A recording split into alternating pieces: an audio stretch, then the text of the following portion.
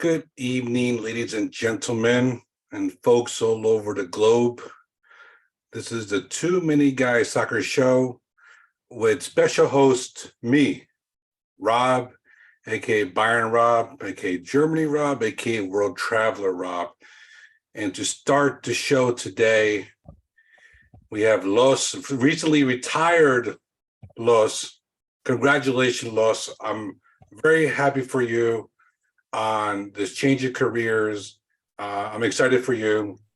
You did the work of the community as a teacher of young minds for so many years, and now you're moving on to different pastures. I don't know if greener, but different pastures. So congratulations, man. Hey, thanks, man. I've been in the education thing for 35 years. Matter of fact, I saw a picture of myself from like 35 years ago when I was an intern at Franklin Middle School, or Franklin Junior High School is what it was at the time. It was a seventh grade center. They had converted that into an all boys school, seventh grade all boys school. And they have another school that's all girls. That's also seventh grade. But that's yeah, man, it's been a long road. And last Friday was my last day in the classroom. I turned in my keys on Monday and my computer and all the good stuff on Monday. And I really don't think I have any. I might have some personal effects still at the school. I don't know. I went digging as much as I could and grabbed as much as I could that was mine, and everything that was the school's I left there. So it's for the next guy to come in. But yeah, it's been a long road. Next Monday, I started a new job with working in the field of flooring. There's a flooring and construction company in Tampa that has decided to hire me on because they can use my skills. And apparently there's a need for it because I understand I've already got a slate of phone calls to make on Monday when I start. So Wow. job security. Yeah, look, the flooring's never gonna go out of style. We always need something to walk on. All right. Yeah.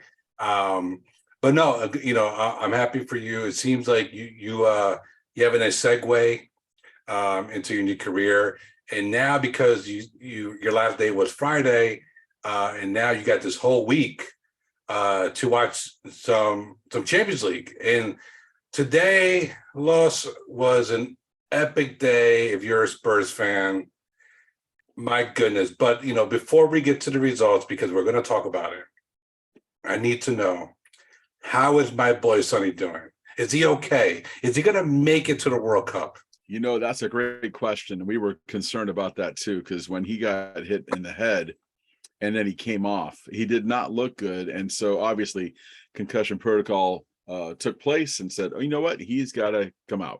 And so we made the change, and Basuma came in to play the rest of the first half and the rest of the match as well.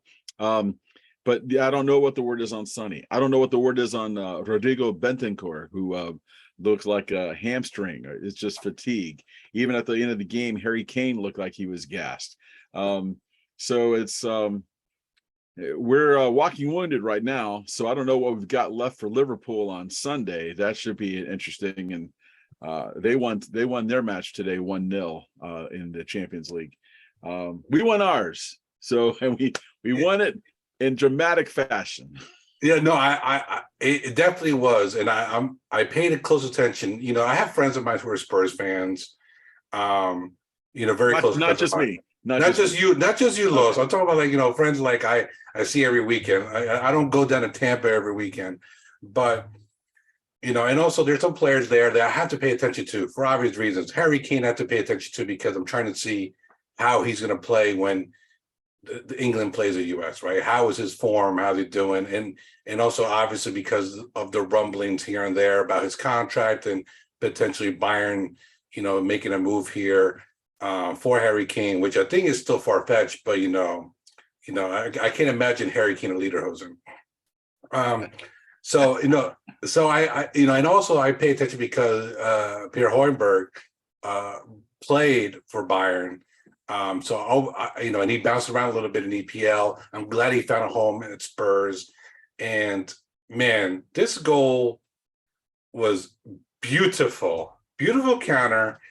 Just, cross the keeper. It had everything, and at the depth, literally, it was the last touch of the game. Goal. It was a goal. There wasn't even a spot in the middle. Ref rang. I mean, blew the whistle, and it was over. So, tell me your excitement here. Despite you guys won, despite the fireworks at 2 o'clock in the morning, waking up everybody. Those darn French. It wasn't just 2 o'clock. It was also 4:30. Yeah, that's right. 1:30 and 4:30. You guys got a taste of the CONMEBOL CONCACAF life, all right? So this is interesting. No, but with this win was great. You topped the group with the win. So with that, do you think you're gonna have enough gas in the tank to go play Liverpool? Well, that's the question now, isn't it? I mean, we have a pretty strong bench as it were, but the big questions are the injuries that might have occurred today, and we'll have to wait and see what happens with that. It's too early to tell, especially with Bentancur. I'm not sure exactly if it was I think it's definitely his hamstring, but I don't know how bad it is. It might just be fatigue. These guys have been playing a lot of football and haven't really had much of a break. So and then Sonny, of course, getting hit in the head. That just that didn't look pretty.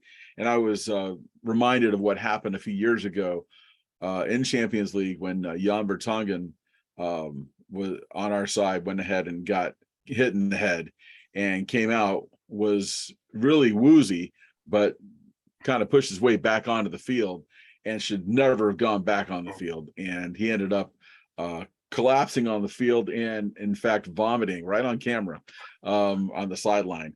And it was at that point they realized, we need to get him out of here because he's not in any shape to play.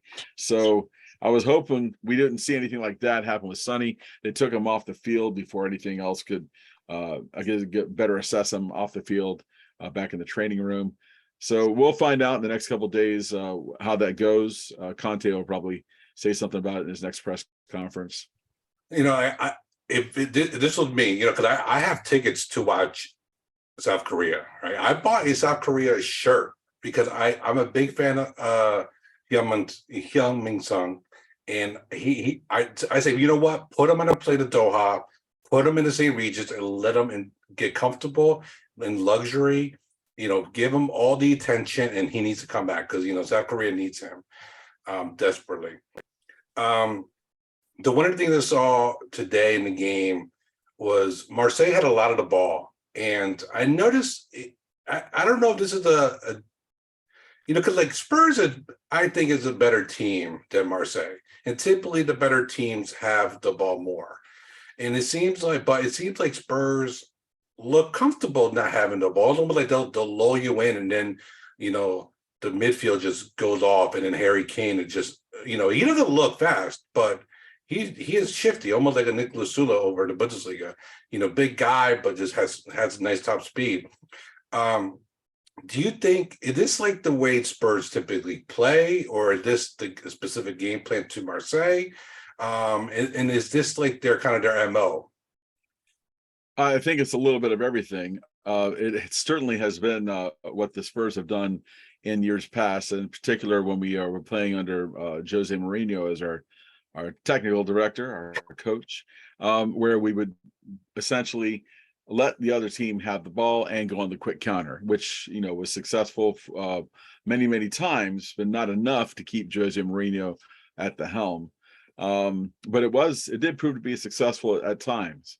I remember early on we had that 2-0 win against Manchester City, which was that whole strategy where you let Manchester City hold the ball, but we go ahead and get the quick counter. Got two goals, we won 2-0, and that's what happened the first time we met them. Didn't happen the second time we met them. We had a different result there, not as good. But yeah, it's been part of the Spurs game plan for some time. I would say today we should have come out more offensive. We did not. We went back into that whole let them go ahead and control the ball. I mean, Marseille had the ball for 70% of the first half. Well, okay. And then they scored the goal at the end of the first half in stoppage time. Well, this is what happens when you let them control and take shots on goal. Things are going to happen. And lucky for us, Marseille wasn't very good at finishing. Otherwise, they could have run up the score on us with some of their opportunities. But we played that way today again, where we mostly let them handle the ball and get them on the quick counter. We started playing more offensively in the second half, and it changed. Rodrigo Bentancur in the midfield was winning more balls. He was also he was doing excellent with his passing, like he always does. Højbjerg was getting involved in the offense. He took a shot in the first half that went way off the mark, but the second half he hit a rocket that went off the crossbar. I mean, if he had made more placement and less power, maybe that could have been the game winner there. But he ended up with the game winner at the end with a very nice shot at the end, a nice little break on the counter, which is what we were doing a lot of the game. On the counter, Kane found him over in the center of the field, and he went and took a rocket of a shot and put it in the side netting. It was really a good finish for him, and I like to think every time he scores, he's like got this Viking look on his face, like, this is how you do it, people. This is how you do it. No, he's a bona fide starter for Spurs. Like he's one of the names on the team sheet right away.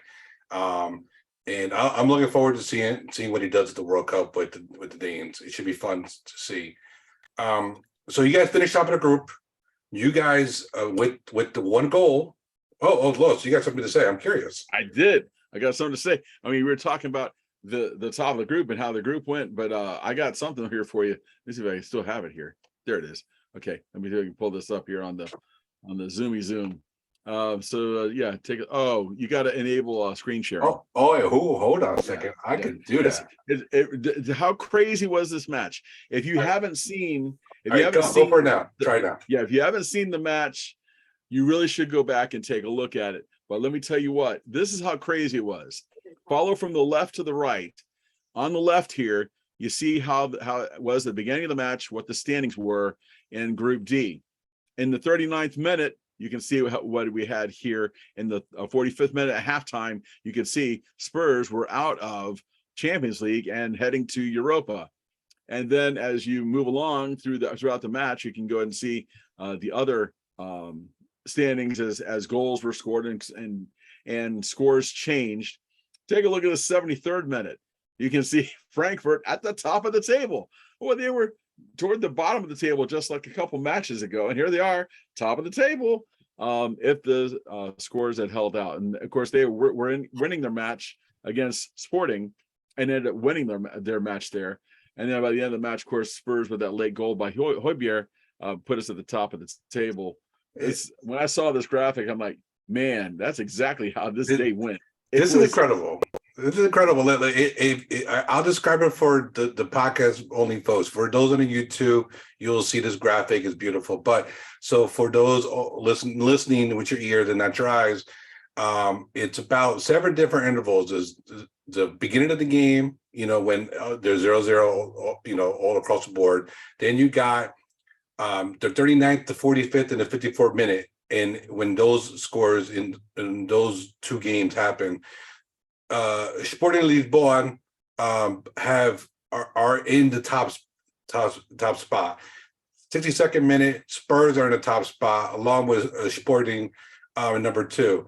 And then you got in the 73rd minute, you got Eintracht Frankfurt number 1 in the group, Spurs number 2, Marseille and 3rd going to Europa. And then with one kick of the boot from the Dane, Spurs top the group, Eintracht Frankfurt, the Europa League winners of last year, first time making it into the round of 16 in Champions League. Sporting Lisbon goes in 3rd place, and good old Marseille, owner of Fireworks Emporium, down in the gutter. Bye Europe competition. You don't even get Europa Conference. You get nothing. You lose, sir. This is a great graphic. I love it. As a Bundesliga fan, I liked seeing. Look, I love seeing Eintracht. Obviously top the group. That would have been amazing. But the very fact that they got out of the group was great. This is lovely. This is a lovely graphic. Thank you for sharing it, Los. Fantastic. Yeah. So When I saw it, I said, I've got to share this one on the pod. Come on, this is it's too good. good. It's too good not to look at. It's fantastic. Yeah. Okay, so moving ahead to Spurs, round of 16 coming up after the World Cup. I believe February is that happening? I'm not I sure. believe so. It's after the new year, which is good for us because no Champions League from now until then. But of course, we got World Cup coming up, and somewhere in there after the World Cup, there's like EFL Cup and FA Cup and all Yeah. that right before Champions League starts up again. So I don't know, man. There's a lot of football being Right. played, and these guys, the legs only have so much life in them. You gotta use that bench. You gotta use that bench. Yeah. So because you guys topped the group in round of 16, looks like these are possible opponents. You got Inter, Club Brugge, Milan potentially. You got Leipzig, a Dortmund, and looks like it's going to be a Benfica. Against those teams, do you like your chances, or are you kind of scared of any one particular team there? Well, you got to just beat your competition, whoever's in front of you. So you can't be afraid of them. You can always treat them with respect for sure. And they got this far, they had to have done something first off to get in this tournament. And then to get into the round of 16, they had to perform as well. So these are, you can't just, say, oh, I would prefer this or prefer that. Hey, we gotta play as best we can at the whoever opponent we got, doesn't matter. We just gotta play the best football that we can there. So yeah, don't know what's going to happen Sunday. We'll find out more. It's only Tuesday, so we got quite a few days before we have to play Liverpool. So we'll see what happens with the injury report. I think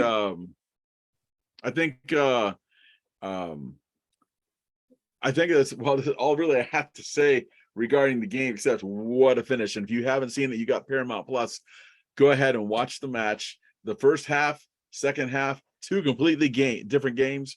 The second half is something else, especially when you know how the tables are changing with all these different scores coming in. It's actually pretty exciting. That's why we watch the sport, man. It's incredible. Like, it's something that only can happen in European competition. It's beautiful.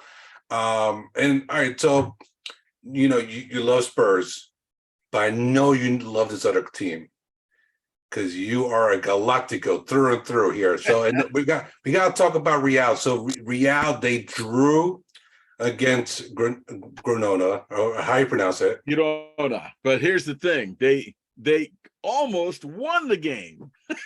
I know. Well, they have to. They're good. Almost won. Okay, here's the problem: when the ball is played and the goalkeeper gets a paw on it, and he's got the ball on the ground, he's got his hand on top of it. That is keeper possession. And Vinny Jr. tried to kick the ball out of the keeper's hand. Oh, by the way, the goalkeeper who had possession of the ball, Paulo Gazzaniga, who used to be with Spurs a couple years ago. Anyway, so Paulo had his hand on the ball, and Vinny Jr. tries to kick it out of there, puts it in the goal, and the referee says, no, that's not. We have possession here. Goalkeeper had possession, no goal. Ends up being a draw.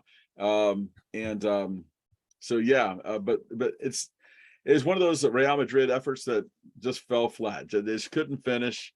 They had some decent possession, some decent passing, some decent shot opportunities, but you're going to have days like that. It's going to happen, and hopefully it don't happen too often for us Madristas. No, I will tell you. So you guys are only a point above Barcelona. And so right. I guess, I'm thinking, and it's a long season. We still got we got the World Cup break, which is going to break things up. And obviously we got the rest of the winter and the spring. But please tell me that you guys are not going to lose a league to someone in Europa League. Please tell me you're not going to happen to you. You can't. Hey, look, let me tell you, that's a firing right there. What happens in Europa League is a different thing. It's one of those the European leagues that whatever happens there, and you can't. I don't see them if they happen to fall, I don't see them, at least Ancelotti, I don't see him leaving at all or being dismissed because they don't win the league this year. I just don't see that happening. No, I definitely think they're going to be neck and neck. I think, you know, with Barcelona, and we're going to talk about Barcelona in a minute. Don't worry, we will be talking about them. All right, Yeah, but because we have Eves on deck. yeah, ready we to have talk Eves about on it. deck. You know, I got things to say about Barcelona. Okay, but as a Bayern fan, but you know, I think they ran into a little bit of bad luck in Champions League. Does think in Europa League.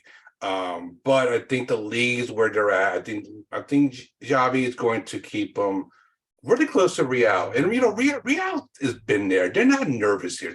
They could be 1 or 2 points below Barcelona at this point. They're not nervous because I think for them, they're like, you know what, just get us to El Clasico 2, you know, the second fixture. And if they could win that, then like, you know, tables be switched and then they could cruise the rest of the way there. So Well, that's a lot of ifs. that's a lot of it. You're right. But I think, you know, just reality, there's too experienced. Ancelotti, you know, he has a cool hand saying, look, guys, it's okay. We're 1 point above, only 1 point. It's not the end of the world. We'll just keep going, right? Win by 1 point, win by 100 points, you still win. That's So, true. That's true.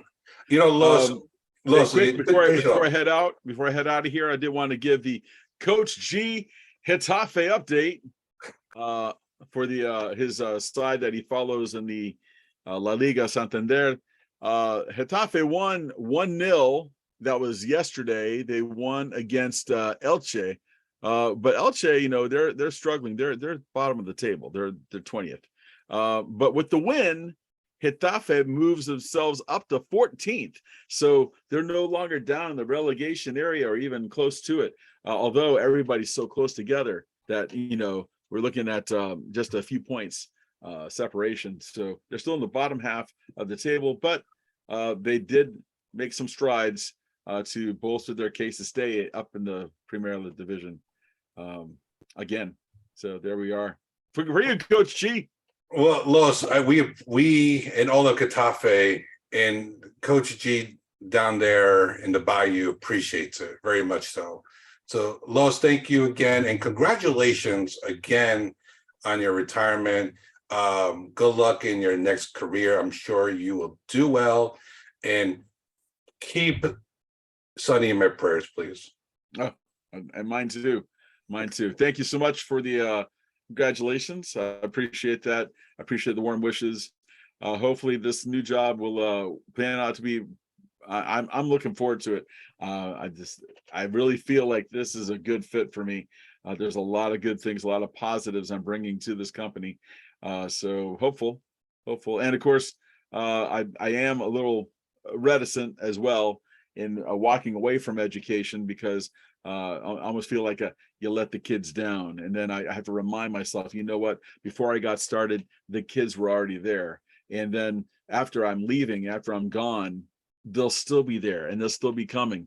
So it was time to move. This was the time for me to do it. And as much as I love the kids and just the social aspect that you have when you go ahead and you teach new material to them and you try to get it on their level, it's something else.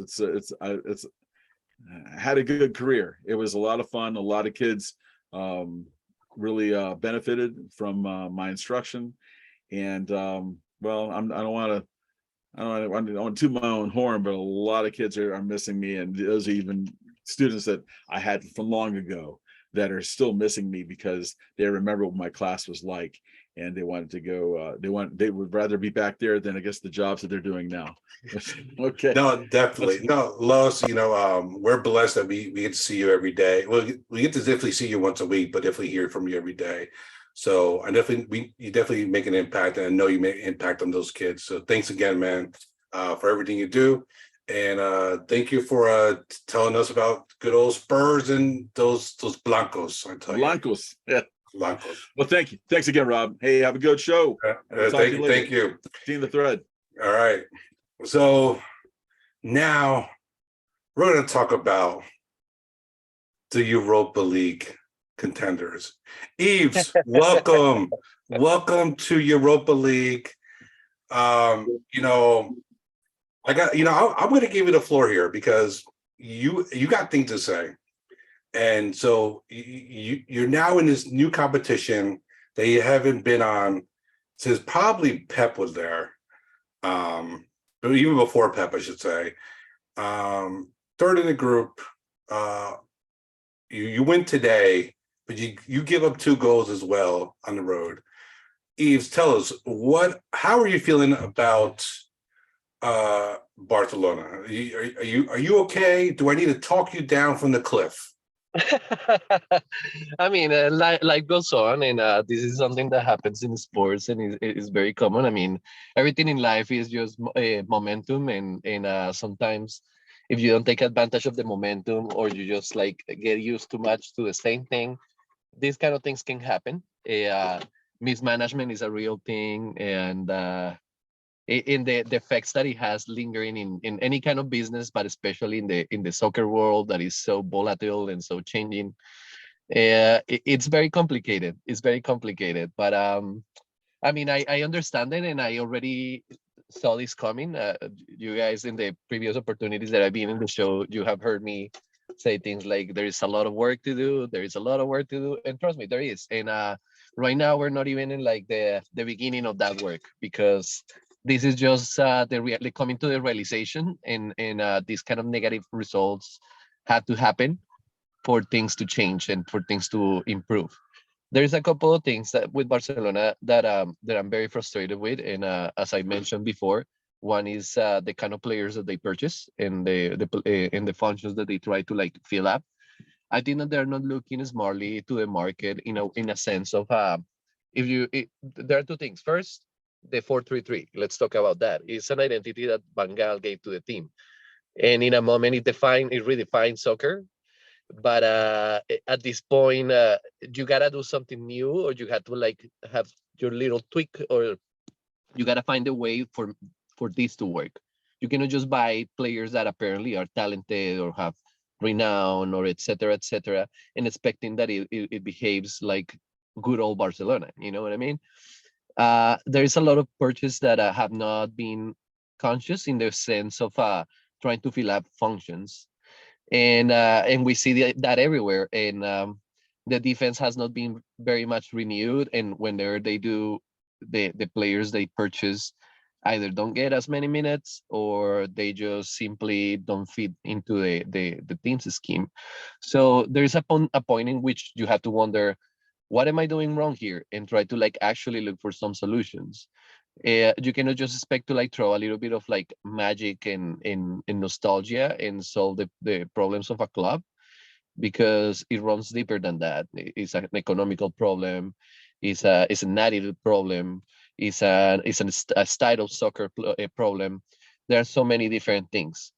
For playing the 4-3-3, I feel that the right back and left back are very, very important, and that's a function that, especially the right backs in the world, they're lacking in this moment. You don't find the classic right back that can go and give you so much in the attack, but at the same time be able to come back and defend.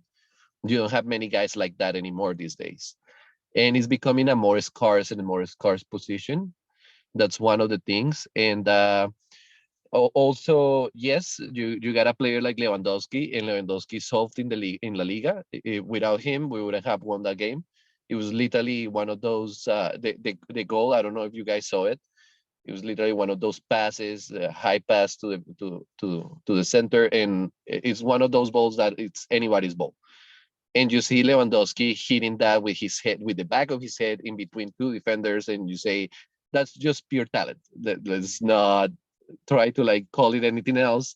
The guy knows what he's doing, and maybe that was yeah, a little expensive, but it was an okay purchase. I'm not that unhappy about that, because he brings results. But the thing is that you cannot depend on just one player to solve all the games, because that's not ever going to happen. And besides, you see now Lewandowski is injured.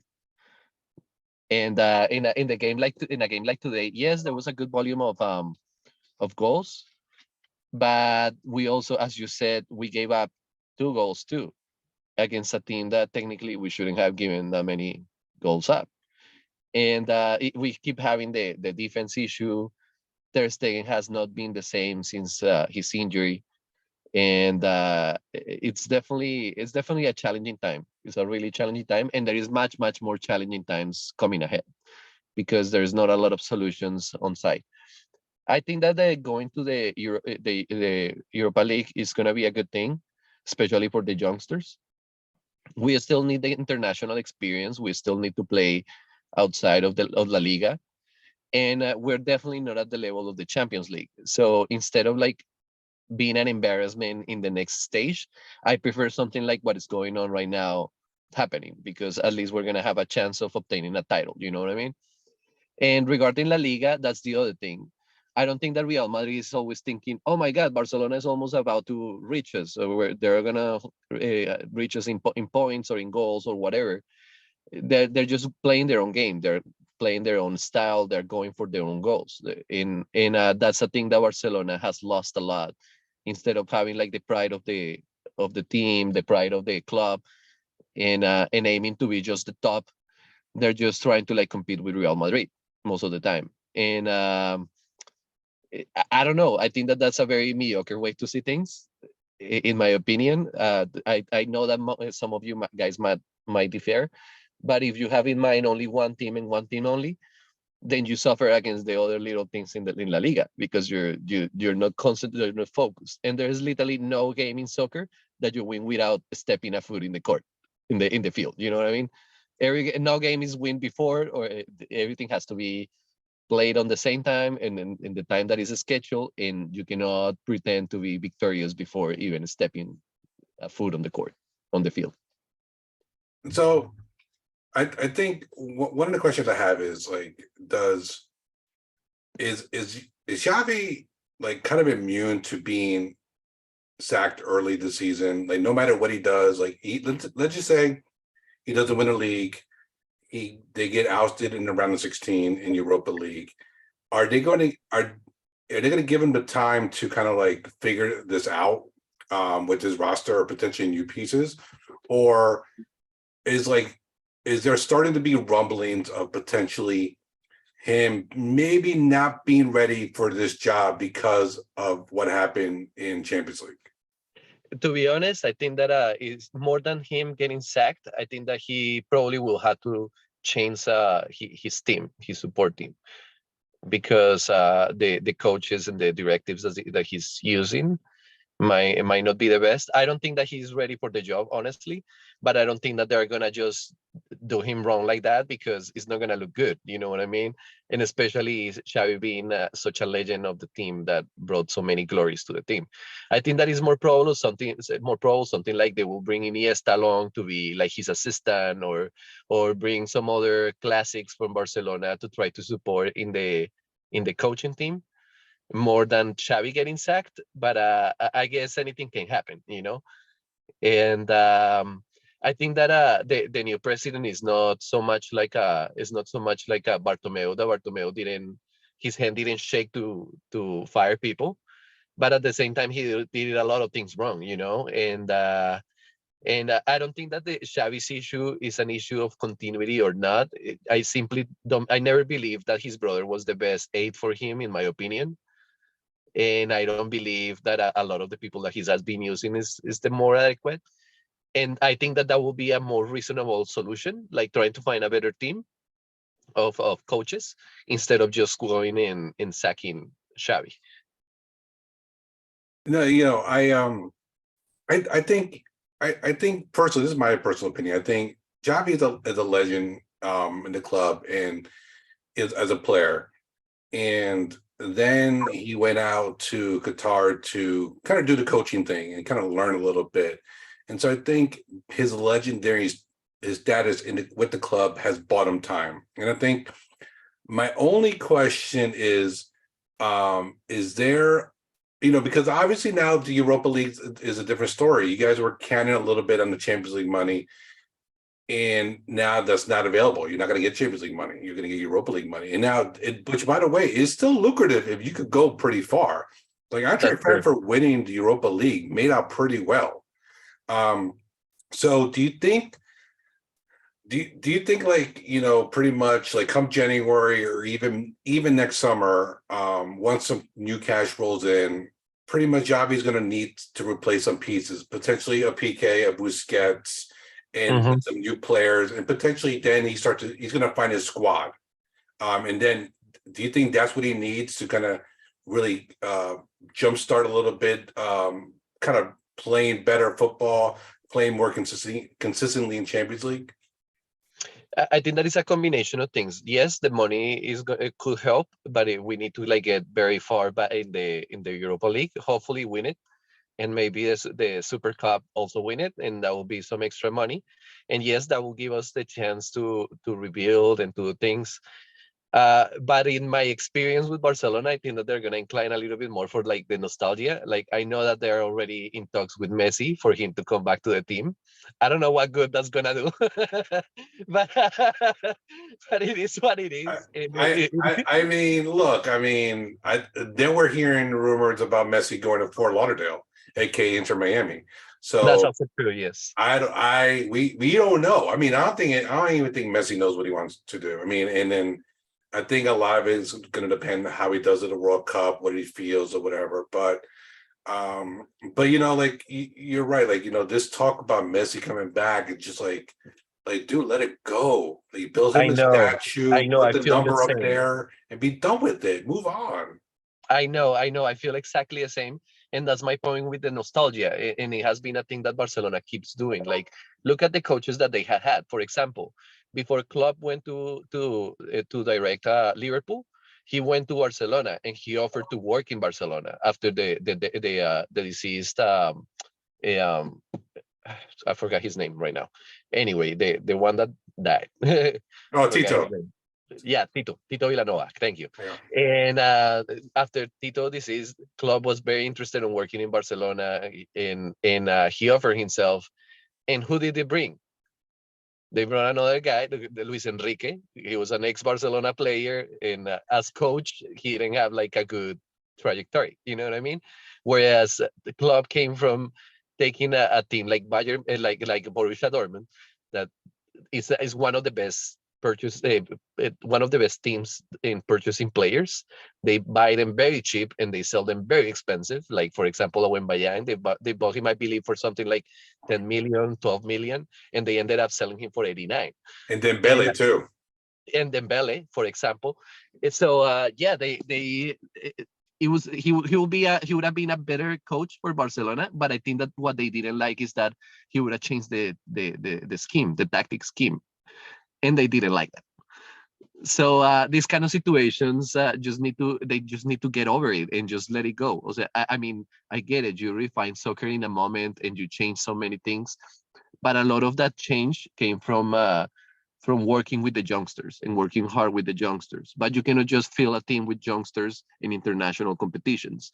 You need to be able to pair them up with some experience and some players that will bring a little bit more of like confidence and trust, and will like put some of their time and experience into these youngsters. For example, I know that I mentioned this last time, but Messi literally said, like, if you guys remember the debut, the first time that Messi played against Real Madrid, he scored 2 goals, and the 2 goals were passes by Ronaldinho. And Ronaldinho was Messi's biggest supporter. And if you see these days, he still goes and sees him. They hang out. They're good friends. Messi runs as soon as he sees him, even he's warming up or whatever. He runs to Ronaldinho and hugs him and kisses him in the cheek. You know what I mean? Yeah. He was a big influence on Messi's career, and he was part of Messi's doing. So why don't we try to? And I get it with Lewandowski, you're trying to do the same, but you need to get somebody to teach these middle field youngsters like Pedri and Gavi how to play, how to behave, and they have the passion and they have the love for the team, and they have so many other things that many other players that you buy, and they're already, and especially when you buy already players that are already stars, they're not gonna play for the love of the team. They're not gonna play for the passion for the club. They're just playing for a paycheck. Yeah. Yeah. No, I totally agree, and I think that's one of the things you got to worry about Lewandowski. And is one of the things he said was like he doesn't kiss the badge. and he's more of a mercenary in that. So it's you kind of like you want the Barcelona way is not to find Galacticos, is to find good players who could be great players who love the club and can instill the love to future generations and does continue the process over and over again, because just the finances tell you that you can't be a Real Madrid, you have to be a Barcelona and just enjoy it, right? That's exactly right. That's exactly right. Like look at how many people came from the inferior divisions and even like the child divisions of Barcelona. Messi started with the team when he was 12. Xavi and Iniesta made their whole career in the team, and many others. In this moment, Bojan Kirkic, that at the beginning of his career, he painted to be an amazing player, and in some point he disappeared in the sidelines. And I think that also has to do a lot with the moment that he came up to be in Barcelona's A team, and it's in a moment which Messi was struggling with his ego. He got Zlatan fired of the team just because he was scoring more than him, and he didn't like his personality, etc., etc. So a lot of what Barcelona is going through right now has a lot to do with mismanaging players and funds. And I think in this moment, Messi was a really big trouble. And as soon as when Messi had the chance to go to PSG paying money, I said, yes, please leave and give us some money. Yeah.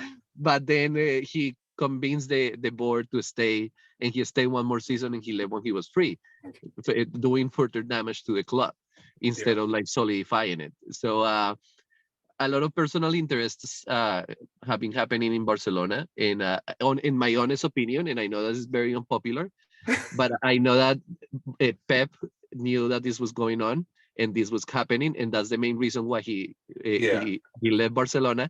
And if you remember, he said, "I'm gonna retire," and his retirement didn't last 6 months, and then he went to Bayern Munich. Yeah, he learned. It was a team that really didn't need a coach, Yeah, no, no, I remember that very, very vividly. And then he spent 8 months learning German. I remember that. Before I let you go, I got to say 3 things regarding Barcelona. Lewandowski would definitely will give you points like he did this past weekend. He'll score a goal out of thin there and give you the 3 points. So congratulations to you for getting Lewandowski. Well, as Bayern fans and a Bayern member here, I will gladly take your paycheck. That's number 1. Number 2, Ter Stegen will always be the Germany number 2. And number 3, Musiala is better than Gavi. And that's all I have to say. No, that's perfect. I get it. Yves, thanks for coming on and talking good old Barcelona with me and the rest of the fans here as well. Appreciate it, and can't wait to see you come back. Absolutely. Thank you. Always my pleasure. Okay. What a perfect segue from Yves and Pep to Manchester City and Larry. Larry, how you doing, buddy? Hey, how you doing? Good evening. I love Pep. Obviously, till this day, Pep's DNA flows through Munich. So I definitely keep up with Manchester City. He's one of those coaches. I don't mean to interrupt you. He's one of those coaches. And again, I know that I'm very jaded. I don't see how you could dislike him or not like him. It's because I feel like he's usually more quiet whenever it comes to the press. He's not, and I kind of felt like I said before, I kind of felt that way about Klopp. Klopp was just fun, and everybody loved him, even though he was my most rivaled club, in my opinion. But I still liked him until recently. I don't know why people wouldn't like Pep. I know he keeps getting these super teams. That's the knock against him, but I don't know. Well, so with Pep, Bayern it was really weird because he replaced a guy who won everything. So now, Pep already has expectations, right? Because of who he is and what he did. And now he can't even beat expectations because he can only meet it because what Jupp Heynckes did was perfection in the treble. And now he comes over to Bayern. And he's like, well, what am I going to do? And then he loses his first match, by the way. to Dortmund, which is kind of weird, in the German Super Cup. So then it becomes like almost like but no, Pep is loved by most of us here in Bayern. There are some people who were jaded because he wasn't German, but whatever. Yeah. You know, and he's doing good things in City. I mean, he has a lot to play with. Let's be honest with ourselves. Oh, I won't doubt that. Yeah. I won't deny that. Absolutely. And his newest toy in the box, Erling Haaland, did not play last weekend. One of the things that I saw all over the Twitter and the social medias was Haaland hobbling around. It reminded me a little bit of his Dortmund days. So, are you worried that Haaland's going to be out for a little bit? Is he going to is pretty much like what's the status with Erling Haaland? Well, he's not playing tomorrow, which is kind of expected. They're already through. They already won their group against Sevilla. So I'm not shocked by that call. The Pep made it sound like there's a good chance. Maybe it's just, just trying to calm the media, but there's a good chance he's going to play against Fulham, whether it's start or come for, play towards the end for some minutes. I mean, I've said the whole time, I'm a glass half empty kind of guy. I'm just waiting for the other shoe to drop. I'm waiting for the that injury to happen. I don't think it's anything serious, but I would not be surprised if we don't see him until after the World Cup. Considering they're Fulham, they're playing. I forget who their last game before the break is. So and they're also playing in the EFL Cup. That's right. They got Chelsea as well. So you still got an English week coming up. So Kevin De Bruyne saved you guys with a typical KDB performance. It's you see him do these things and you just yawn because you've seen him do it before. Yeah, I get excited and I'm like, I'm not surprised. Yeah, no, exactly. And I know it's Leicester, and Leicester, too much to Coach G's, enjoyment is near the bottom of the table, if not the bottom. But only winning 1-0, KDB saved you.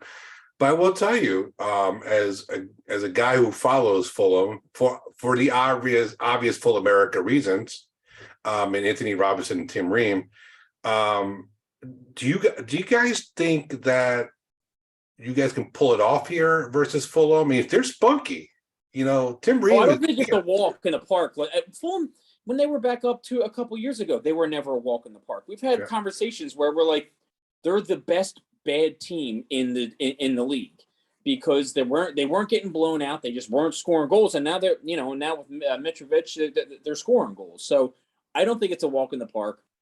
Should City win? Yes. Will they?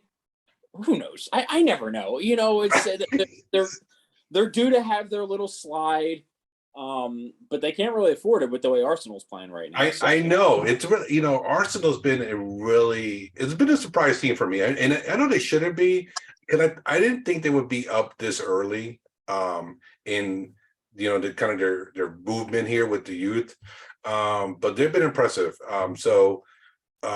City can't really afford to lose drop points here. They gotta be Fulham.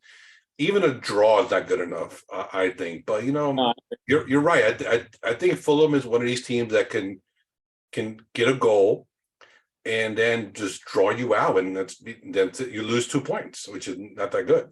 Yeah, no, I mean, and they can't afford that if they want to keep the pressure on Arsenal. Arsenal's going to drop points, more points. We all know that all teams will, and I totally agree with you. I kept thinking they were at least another year and a half before we really saw them pushing hard because of their youth and because of how young their squad is. And they just look good right now. I mean, they do. They definitely do. They're a very likable team as well. Like they're, in my opinion, I don't, I like Arteta. I like, half of the City squad's over there now. So it's you got Gabriel Jesus over there doing good things. Yeah. You got Arteta, who was learning under Pep, doing good things. So if you're a City fan and you look at Arsenal, you're like, I sort of like you. I mean, yeah, and that's exactly how I feel. I wanted nothing but the best for Jesus, Zinchenko. I love those guys. And now look, and Coach Matt, brought up a good point. Nobody likes Granit Xhaka. Let's be honest. I know, the Arsenal fans have started to love him again. because they're winning, of course, and he's not doing anything stupid. But He's that one player that's unlikable. Yeah, he's very unlikable. He has a He's very turned his career around in the last year. He's kind of made people notice him again in a good way. he literally was 1 foot out the door, Oh, absolutely. and then you know what, man, just crawl back in. I have one more question for you and we're gonna circle back to Pep. We know Pep's contract is up soon. If you had to put a percentage on him extending with Manchester City, what would that percentage be? I see 60 to 70%, I think, him extending for another 2 to 3 years, and then he is done. Is it because he loves the club, loves the people that work with it, or he just can't stop coaching? I think it's a little bit mixture of both. He said multiple times that, and I'm sure that this is how it was when he was at Barcelona and Bayern. He has everything that he wants. He gets everything that he wants. The training facilities, the players. It's hard, it's hard not to want to stay at that kind of place. But I do think that he will extend for another 2 to 3 years, and then he's done, might take a break, and then he'll go and coach internationally somewhere. But I also think it depends on what happens with the Champions League. Like if he makes this decision before the Champions League is over, I'll be happy about it, because I think if they were to win the Champions League, if they won the Champions League last year or they beat Chelsea 2 years ago, I think he'd be done. You're right. I think, this is just me speculating, of course, but I think he wants to prove to himself mostly, but also to others, that the Champions League wins with Barcelona were not a fluke. They were not about Barcelona. He wants the Champions League to sort of be about him. And he didn't win them at Bayern. And I think it will make him feel better as a coach that he could win it in Manchester City. Because, obviously they're chasing this prestigious title. And they haven't gotten it yet. And I think if he gets it, I think it would definitely help. He's chasing it. But you're right. I think he only will chase it for a couple more years. And that's pretty much it. And the thing that scares me the most is I feel like, and this is common with all teams with turnover, players, coaches, if he were not to extend, I think Haaland's gone in 2 years. I think a lot of players who are, they've locked up a couple key guys, but that doesn't mean anything with them getting upset and wanting out. But I think that changes a lot of players, mentality and motivation, because whether you like him or not, people want to play for him, Sure. And I still think I hate to say it, but I look at Haaland as a rental, just because of all the media that I've heard, stuff with his dad and Real Madrid in 2 years or whatever, where it's just like, I don't want to completely fall in love with him like I did KDB, because I feel like, and I could be dead wrong, he might be here for his full contract but I think there's a lot of players that the turnover is going to be if Pep does leave now or he does leave in 2 to 3 years. Yeah, no, so definitely I think the Haaland contract is interesting because he might have a chance to go when Mbappe, his contract is up with PSG. And we all speculated that Mbappe will go to Real Madrid. And Florentino Perez and Real Madrid, they just print money. So at that point, they just be like, Manchester City, here you go. Well, give money here. Yeah. It's a meme. It'll be interesting to see and look at and actually do some analysis here about the Manchester City contracts and see how long they are and how many mesh up with Pep's contract. That would be interesting to look at. Now I'm curious. I'm gonna go to transfer market after this show and look. But that's a good point. Larry, thank you for talking about the good old. Do a much better job than the other two guys. You stay here as long as possible. All right. Oh, thank you. Appreciate it. Look, Stead and Mike, don't listen to him. Do not listen to him. I'm B team duty over here. But no, Larry, thanks for the kind words. Thanks a lot, Rob. You have a good one. All right, thank you. All right, there was a beautiful game on this weekend. If you are an American, especially if you're from the good old New York, New Jersey, or Pennsylvania area, mostly Philadelphia, this game was for you. And I'm talking about Leeds at Anfield versus Liverpool. And with me to discuss this beautiful matchup is Coach Matt. Coach Matt, welcome to the show. How are you doing? I'm pumped, man. It's been a great weekend for me. I mean, we got United winning. We've got in the Bundy, we got Wolfsburg beating Bochum 4-0, and they end the month undefeated. And then we have the glorious thing of Liverpool losing. It's just, this has been a season of gifts keep on giving. I'm not going to lie to you, Rob. Starting out the season, it wasn't looking great for me and United, and but things have turned around, and man, it's not just us. I mean, watching Liverpool struggle has just been a gift. I gotta say, it's been pretty great to see. I will tell you, Matt, we're just going to deviate a little bit to United here. I'm a big fan of Erik ten Hag, obviously because he coached at the Bayern Academy, obviously because he did good things at Ajax. And the reason I'm a big fan of him lately is because he put his foot down. He pretty much, look, Ronaldo is his diva. We know he is.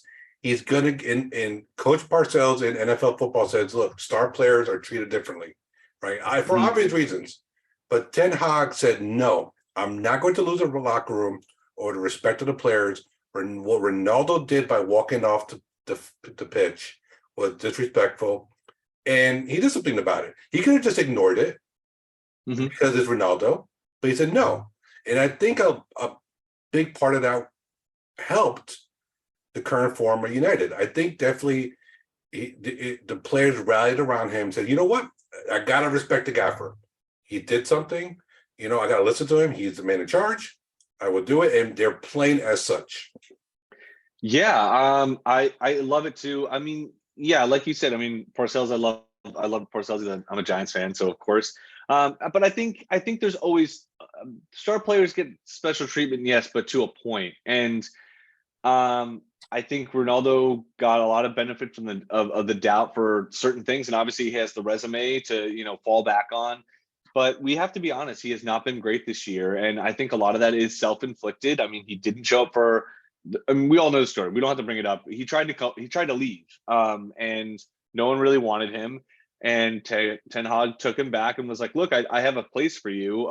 It's not going to be probably your preferred situation, but I'll figure that out for you." And I like how it was handled. It was one thing I really like about Ten Hag is I take an action or quote unquote punish the team, and then we move on from it. We move forward. It's not this.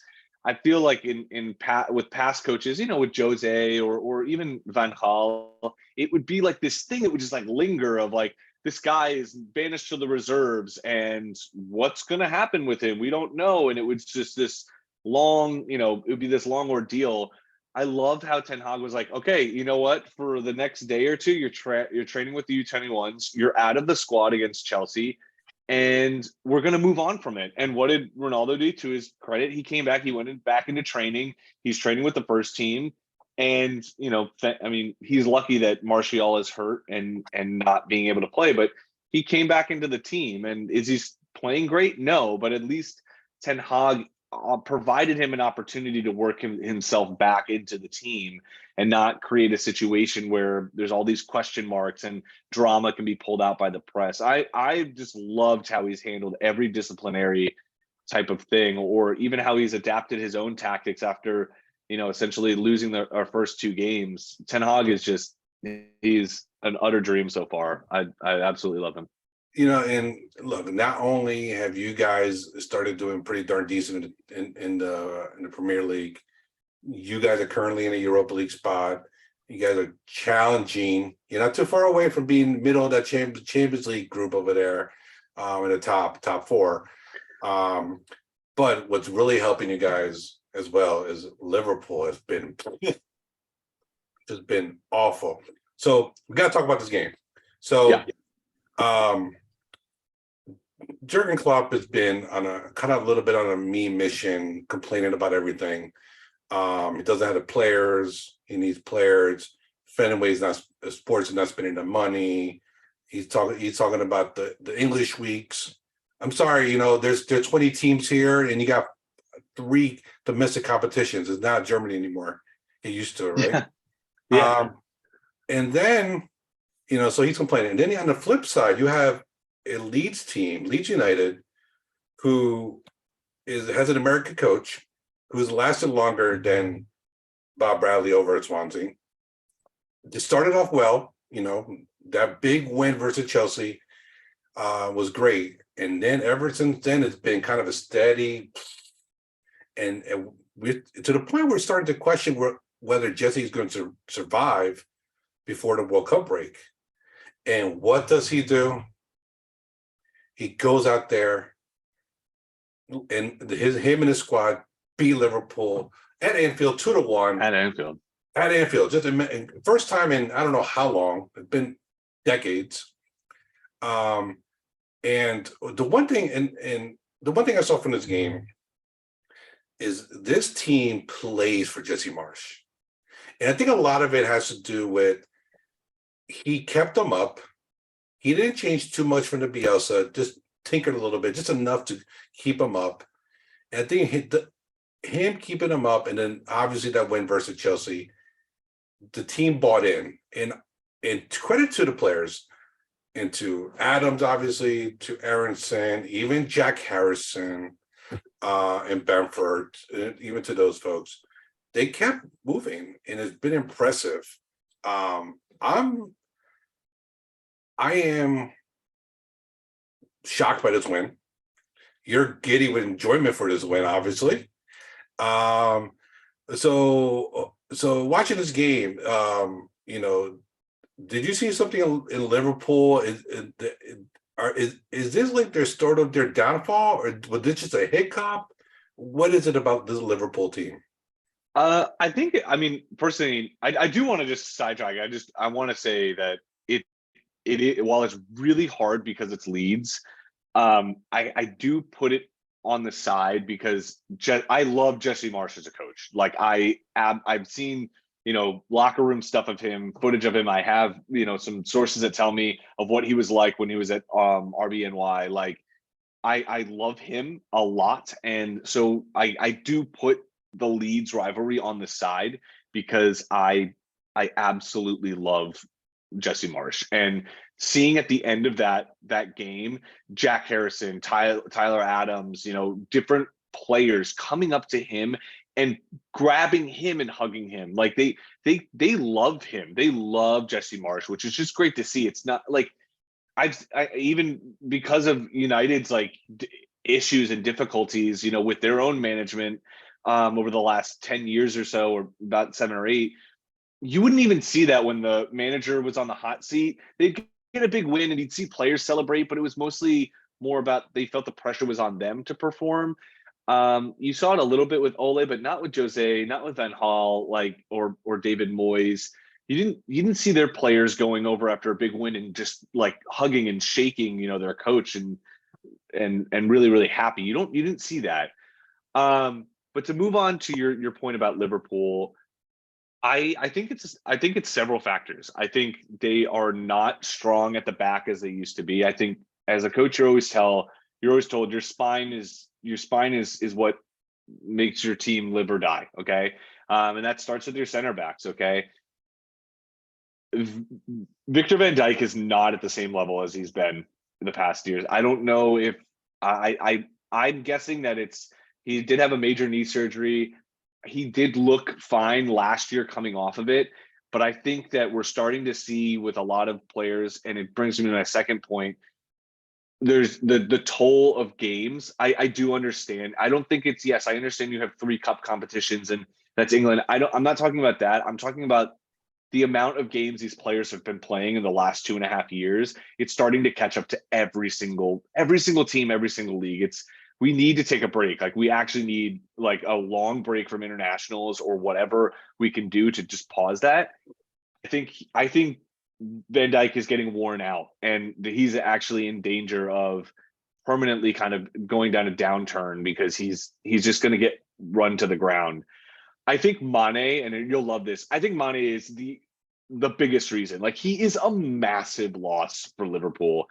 I know Nunez scored today, but I just don't think he's that great of an overall player. He scores, but a lot his goals are provided for him. It's not, if you compare all of the things that Haaland is doing with this City team and the things that Nunez does or struggles to do, it really is a night and day.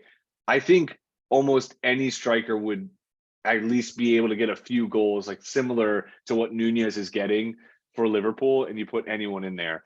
And then, injuries are massive. They don't have Diaz anymore, who's, you and I, South American fans, Diaz is an unbelievable player. They don't have Jota.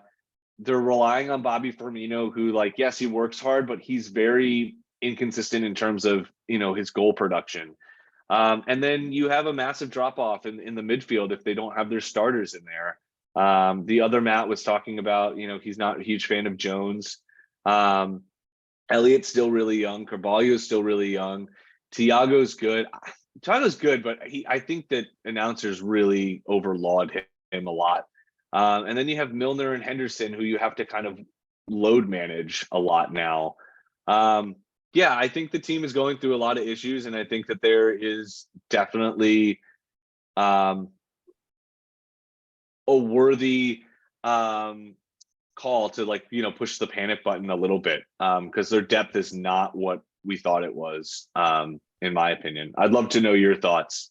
I know with Liverpool, I think a big issue is a couple of things. I think, there's certain managers that last many, many years. At a certain point, the voice gets old, especially if you don't have a refresh in the roster, which is probably one of the reasons why Mane's not here anymore, or there at Liverpool.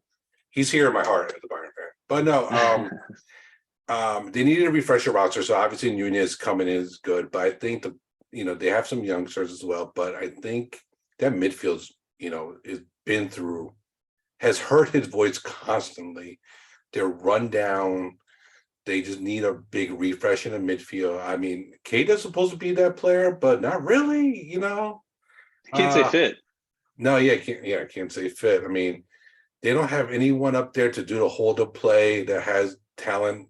Firmino, like you said, it's just like he's there. And I like that he tries, but it's not what Mane did when he was played up in that spot. And Mo Salah would say is he had chances this game. He definitely had chances, and just they're still relying on this magic from Salah, and it's just sometimes they're there, and then sometimes you just let leads in the game, and this is what they do to you: a late winner by I don't know, 21, 18-year-old. Who was that guy? I mean, that. Oh, Nato. That's the game. Yeah, that's the game. Oh yeah, that Somerville. Somerville. There you go. A guy who pretty much played his first game the weekend before, and here he is scoring winning goals in Anfield, over in the away section.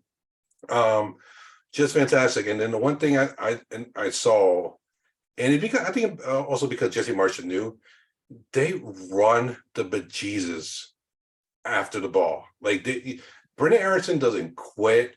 I mean, he made Alisson forced some balls down the field. I mean, he's Alisson, so he's good with his feet. But tell that to Brendan Eriksson, because he didn't care. He said, you know what? If I could influence your decision a 5%, I'm going to go run after that ball. Mm-hmm. And that's what happened all game. There was a couple passes and instances where Van Dijk or Alisson were pressured by Aaronson or Adams or anybody else, and then it caused mistakes. And then Lee just did not stop. I mean, you figured like after like the 70th minute, like, okay, huffing and puffing. No, there was no quitting them. And that was it. They just ran Liverpool ragged. So Leeds are must-watch TV. I mean, I don't care if they lose. They're must-watch.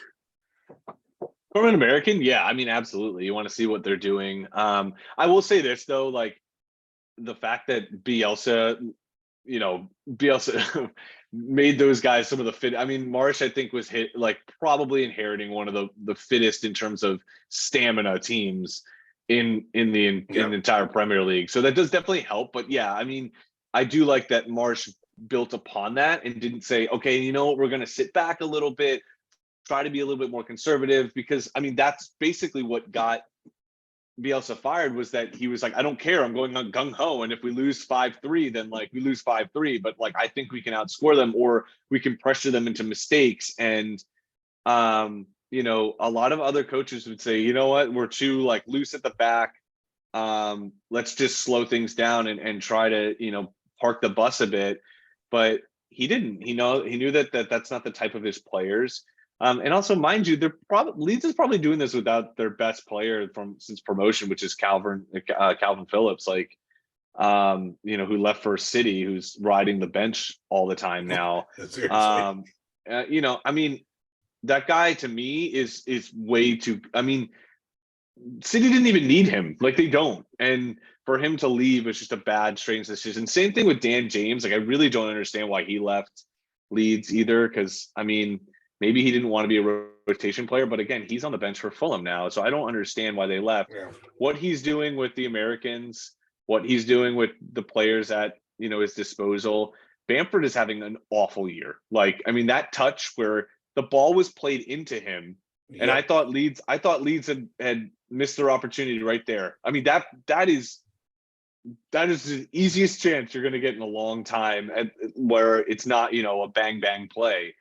And Bamford is he's so rusty, he can't even take a simple pass into his feet and fire it away. That's confidence, that's playing. So I love what Marsh is doing. I think Liverpool have a ton of problems. And they're just going to continue throughout the year. This World Cup isn't going to help. I know that some of their key players are actually missing the World Cup, and so they'll actually be healthy when they get back. But Van Dijk isn't going to be. Henderson is probably going to go with England. Thiago with Spain. I'm sorry. Yeah, Allison will go with Brazil. Allison. Yeah, I mean Allison, and I think Brazil's going to go deep. And then you have TAA as well, who'll probably play every single game for England. So these guys are not going to be fresh. So we'll see. We'll see how they do. I think it's going to be a long season for Liverpool fans, and I'm not just saying that as a United fan. And what I hope, I actually do think they have some serious issues and inconsistencies. And they got Spurs coming up. That's no cakewalk anymore, man. And we look, they didn't. Spurs were, they were a cakewalk for United a couple weeks ago. Okay, all right. I'm not like a huge. I'm not a huge fan of that Spurs team, man. I'm sorry, Los. I love you, but Mike was in the green room is going to agree with me on that one. I think they showed some spunk today. I mean, it took the last kick of the game, but and they didn't have the ball. We talked about it with Los already, where Spurs didn't keep the ball, and Liverpool's going to have majority of the ball here, but man, they're one of those teams that they just love the counter attack here, and it's been it works pretty well.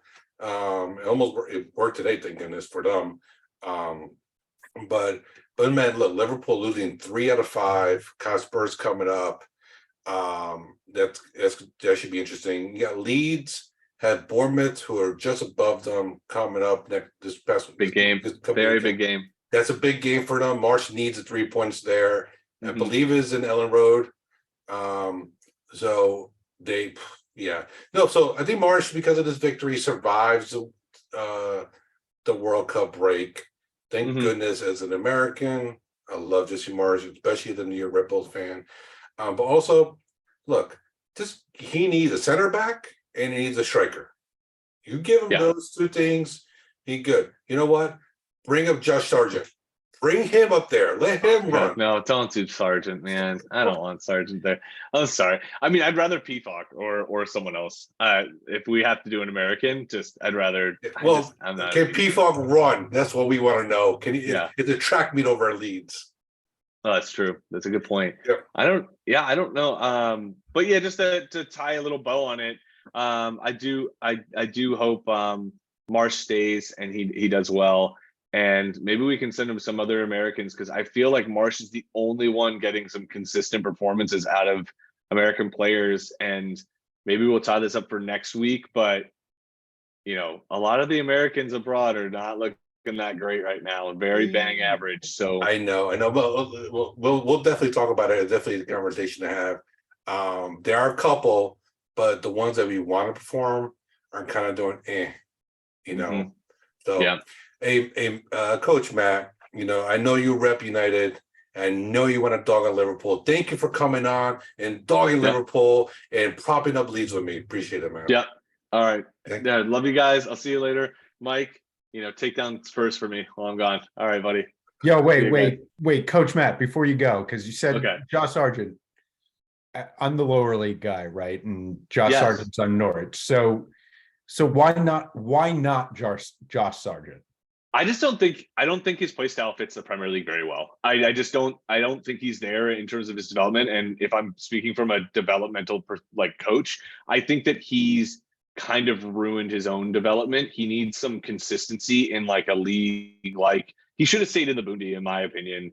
He needed something. I just think it's too big of a change. And I understand the championship. What better league to prepare you for the PL is being in the championship, but I don't know. I just don't see it with him. I don't get the same vibes or feelings that you should with a good player like that. And that's saying something from last year where I was all in on Sargent, but watching him, I don't think he's got it. To be on kind of like a relegation battle team, I don't think he's got it. But prove me wrong, maybe. I don't know. Mitrovic has proven all of us wrong this year. So That's true. all right, guys. Coach Matt, take it easy, man. Have a good one. We have the artist formerly known as Chelsea Mike, who is now known as Philly Mike. Major League Baseball is underway. Look, you're not dressed up. Did you dress up like the Fanatic yesterday for Halloween? No, I did not. I mean, And who would blame you if you really did? disappointing that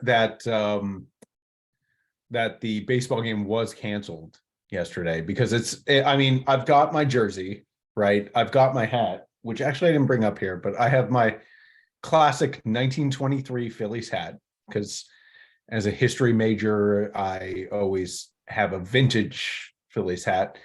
Phillies went, by the way, they went 50-104 that year, 1923, celebrating good times.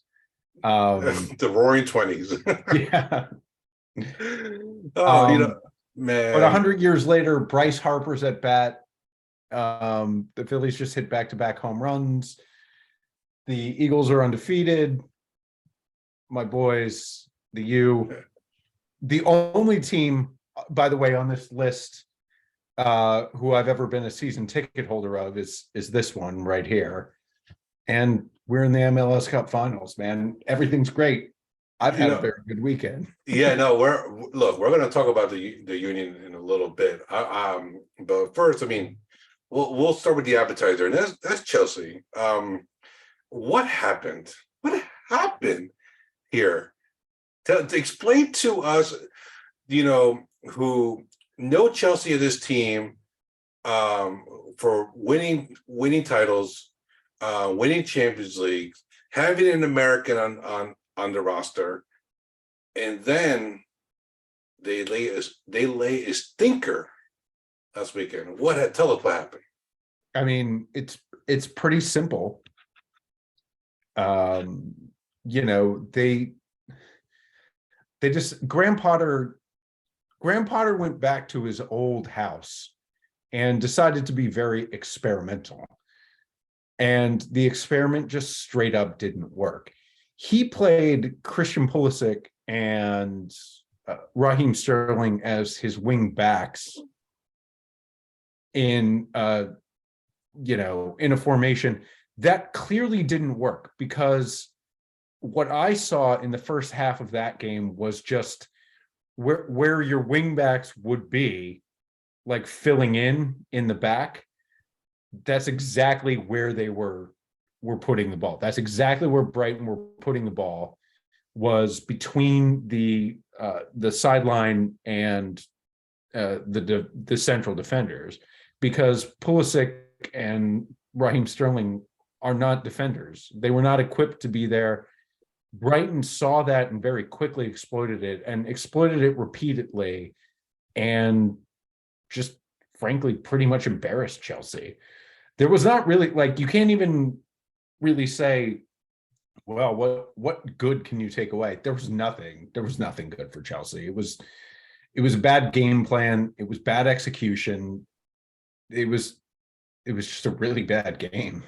Yeah, I'm looking at Graham Potter, and I have like that vision from The Godfather 1, where Marlon Brando's like, "What have you done to my boy?" Or they massacred my boy. That's what Chelsea coaches are doing to my American boy, Christian Pulisic. What have you done to my boy, making him a wingback? Don't do this to me. Well, I feel like I recall him having played wingback for a US team at some point somewhere in there. I don't Maybe know. I might be U20, misremembering. maybe. But I, it was just not. Christian Pulisic has proven, at least this weekend, he proved once and for all, 100% completely, he is not a wingback. That is not where he should be played. I think Potter's philosophy on it was they were going to have like 80% of the ball, right? Because that's the only way in which that makes sense, right? In your center backs are 20 yards on the opposite side of the field. Like, that's the only way in which that formation made sense. It was, first of all, offensive abilities and defensive abilities in soccer. If you've played soccer, some people are just really good at defense. Some people are really good at scoring. Some people are really good at passing. And like almost no one is really good at all of that. Christian Pulisic and Raheem Sterling are not good at defense. No, they're not. They're wingers. They're I mean, look, they're wingers. Look, I think you're right. I think the goal was, you're playing Brighton and Hove Albion. You're gonna have the ball. You can sort of put a more offensive player in a spot where it will require him to play a little bit of defense, and you shouldn't be beating up for it. And then they were beating up for it. So, well, I mean, look at Brighton scored 2 own goals from Chelsea, right? 2 own goals. Why does a team score an own goal? It's because the defenders are retreating so quickly that they can't put the ball anywhere else. Yeah. And they were retreating that quickly because their wing defenders just weren't there. They just weren't there. Yeah, no, you're right. You're right. Like, they were pretty much in no man's land, and because they're not used to playing going all the way back down. Usually, if Pulisic or Raheem Sterling is going all the way down where the typical fullback will play, is because they're reinforcing or helping out the fullback. They're not the only person.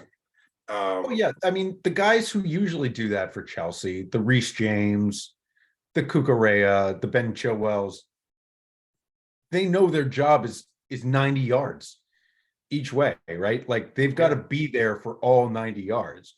When you're not a typical defensive player, well, then your responsibility is really only like 60 yards. So that extra 30 yards is actually a big difference. There were instances, I heard it discussed online that maybe the philosophy was that they would be there in the press on the sides, like kind of rounding out the press at the corners. But they didn't know who to cover. So they were ineffective in that.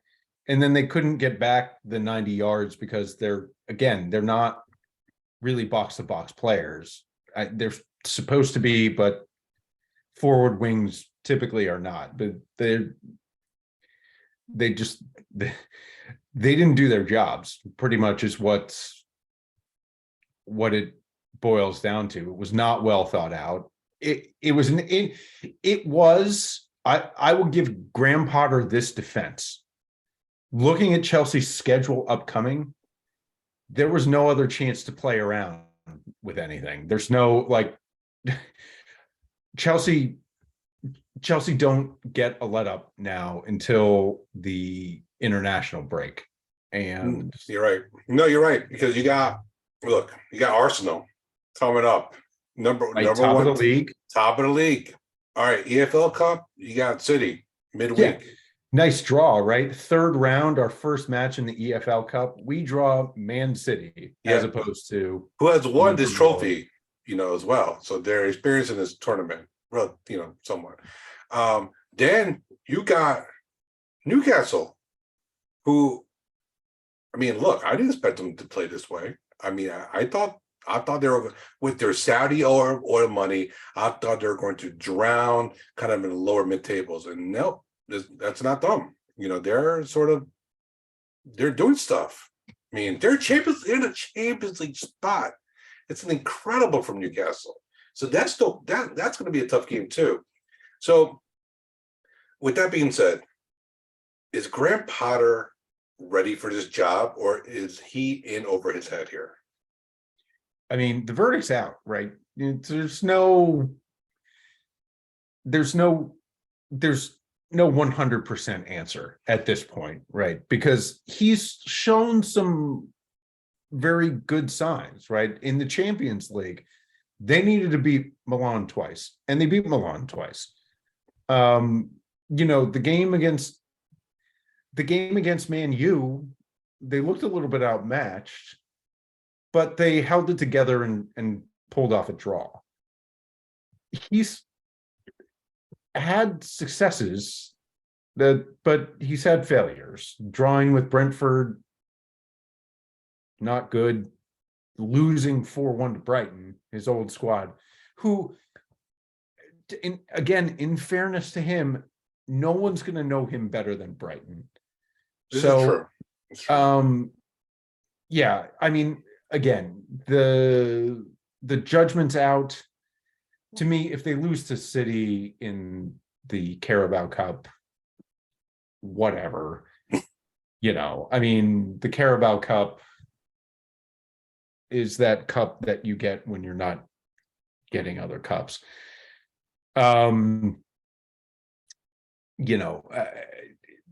they need to put together a couple of good games. They should get both points at both Arsenal and Newcastle, even if they're both draws.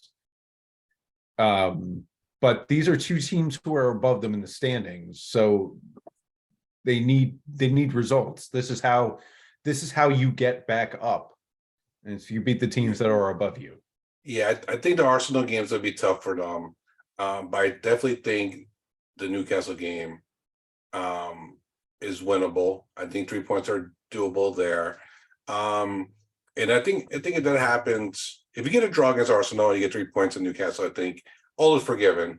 Graham Potter can go back to the drawing board during the international break, figure it out, beg the American money bag, known as the new owner, be like, hey, I need a couple of things, because I don't have Conte coming back till February, which is I think this team is really missing it. N'Golo Conte.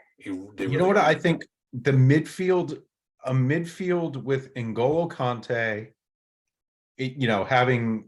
having their 3 forward players, 2 proper midfielders, N'Golo Conte and Conor Gallagher, I think would be really exciting. Very positive. Chelsea under Tuchel and continuing as it has under Potter have tend to have 2 more kind of defensive midfielders in those roles, because the wings play such an aggressive presence. I mean, Reece James was for the first month of the season, the only person who could score at Chelsea. Mhm. So they tend to, but I think an N'Golo Kante, Gallagher midfield, I'm just brewing with anticipation for that, because I think that could be very exciting. I mean, I think that's the winning combination for Chelsea. I don't think they have enough up front really to win the title at this point. They're close, but they're just not exactly there. They're not finishing like Arsenal are right now. No, I agree. I think, Conor Gallagher, like in his game versus Brighton, he was all the way up top, like more of an attacking role. I think a partnership with him and N'Golo would be perfect in the midfield. I think so. I'm looking forward to it. I like Conor Gallagher. I miss him at Palace. You had to take him back. You could have just given him to us. You have enough. But then You can say whatever you want about Thomas Tuchel. At least he didn't sell Conor Gallagher. I know, right? I wish he did. But look. So Kepa started this game, and he's had a resurgence over at Chelsea. I thought he was gone. I thought Kepa is on the bench. When the first opportunity that he gets, he's gone. Mendy gets hurt. Kepa steps in, and Kepa pretty much says, "No, I got the job. It's mine." Mendy sits on the bench, and then against Brighton, Kepa gets hurt. So is Kepa okay? Is Mendy going to start and then not keep the job again? What's the situation with the keepers here? I mean, it's all up for grabs, isn't it? I mean, here's the thing about Kepa.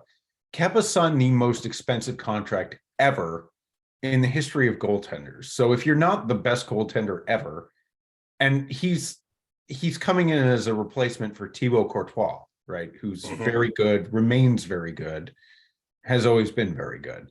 If you're not Thibaut Courtois, at least, or better, best goalkeeper in the world, Ter Stegen level, if you're not Oli Khan in 06 or Buffon, or Oli Khan in 02 or Buffon in 06, then you're not good enough for the contract he got. He always had those unrealistic expectations. That said, when Edouard Mendy had a knee knock, Kepa came in and stepped up and played very admirably, kind of the way that you expected him to play the whole time, right? Without the thing about Kepa in the beginning was just the ball handling mishaps, the poor choices, that's like the technical goalkeeping stuff that the highest paid goalkeeper in the world should never ever have to do. Those have gone away, which is a positive thing for Chelsea and for him going forward. It's funny, we were talking about Edouard Mendy as being the best goalkeeper in the world last year, right?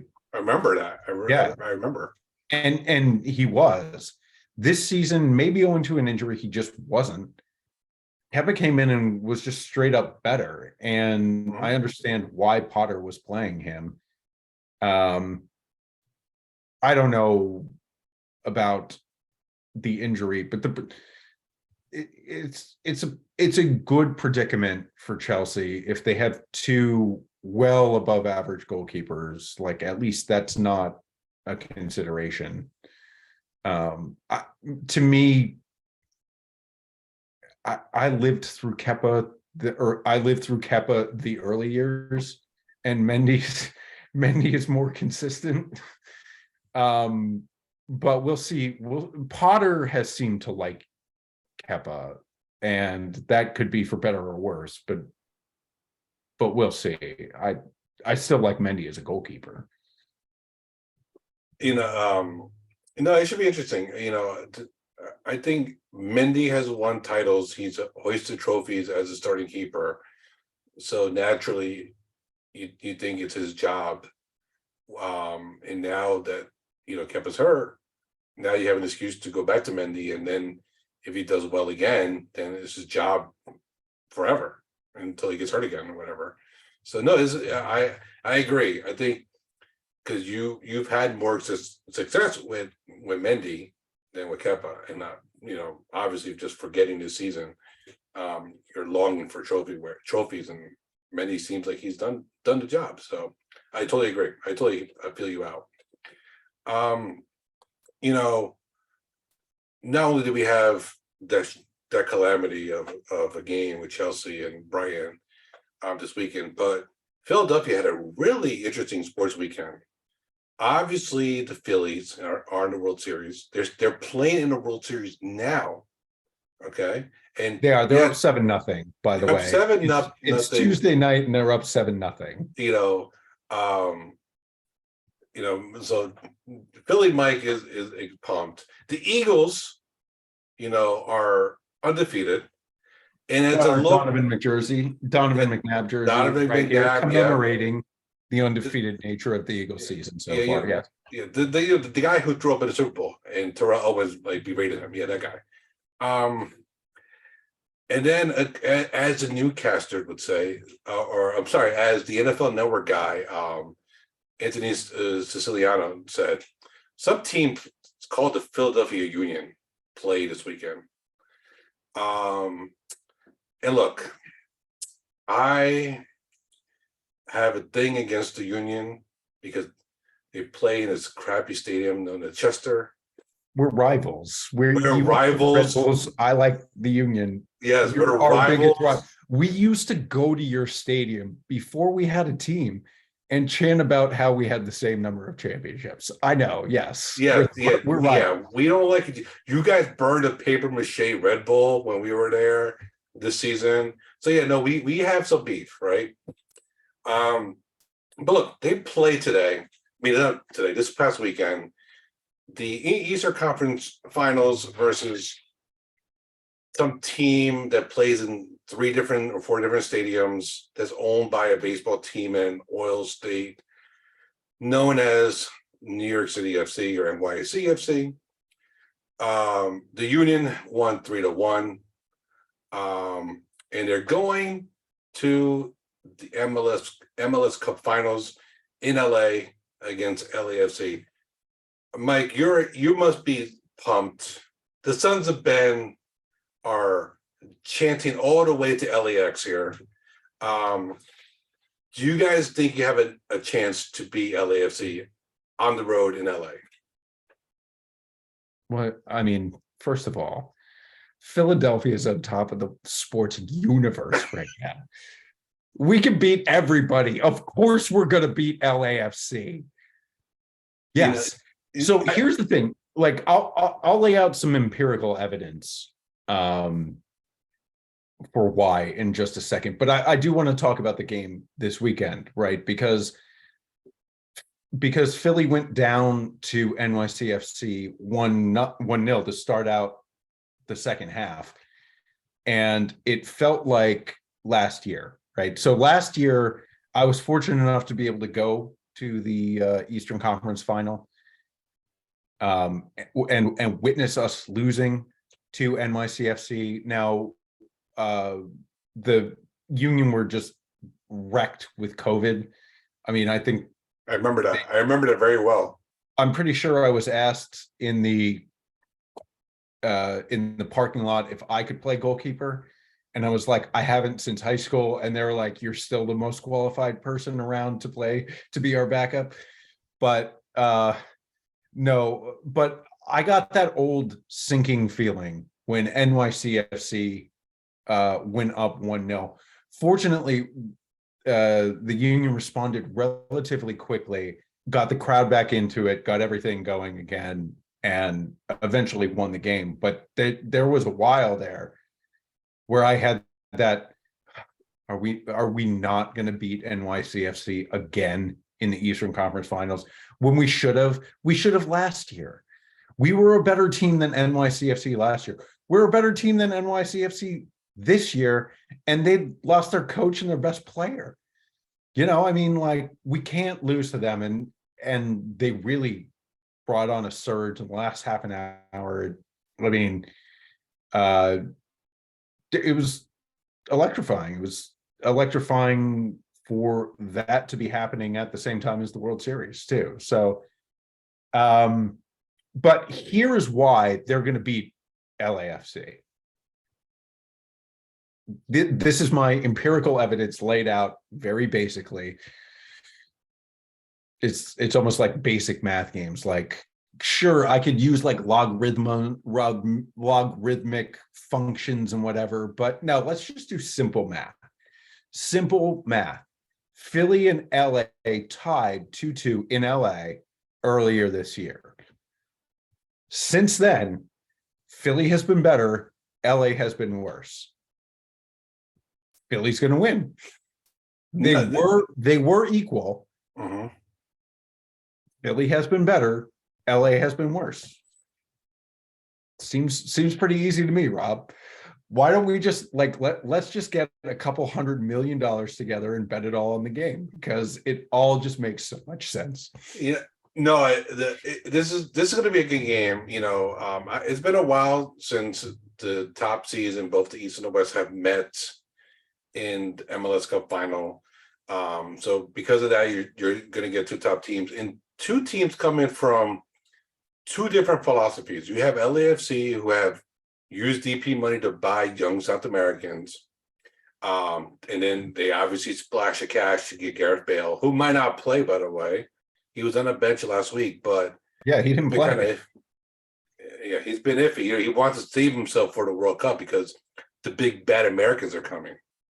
Yeah, well, also he's so old that, like, you know, he needs to get wrapped up in bubble wrap to make sure he doesn't fall down and break himself. Yeah, he needs to be one of those bubbles, like where you like run into each other in the middle, like the fourth inning or something.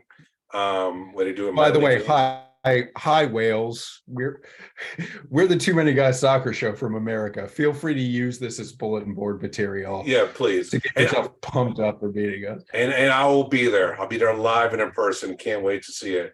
And then you got Philadelphia Union, who have done a remarkable job of having pieces, veteran pieces, tying it with local youth, and they've been doing it for years. You know, every time like they sell a player off, Alejandro Bedoya gets a year older, we think, you know what, they can't possibly continue this run.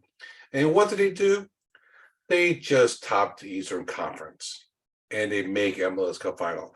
You know, Paxton Erickson's going to go one day, you know. And you know what? I have full confidence the Philadelphia Union will replace him with someone equal or better, because that's just what they do.